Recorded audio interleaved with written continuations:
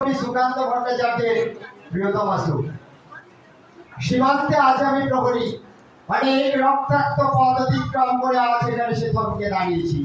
সুদূর টিউনিশিয়া থেকে স্নিগ্ধ ইতালি থেকে ছুটে গেছি বিপ্লবী ফ্রান্সে। নক্ষত্র নিয়ন্ত্রিত নিয়তির মতো ধর্মী পায় অপরাহত রায় ফেরাতে ফ্রান্স থেকে প্রতিবেশী পায় মাতেও।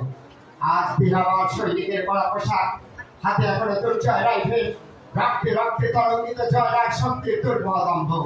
আজ এখন সীমান্তের প্রহরী আমি। রাত্রে চাঁদ ঠিক আমার চোখে খুব নেই। তোমাকে ভেবেছি কতদিন, কত শত্রুর পদক্ষেপ শোনার প্রতীক্ষার অবসাদের প্রতি মুহূর্তে, কত গলা ফাটার মধ্যে।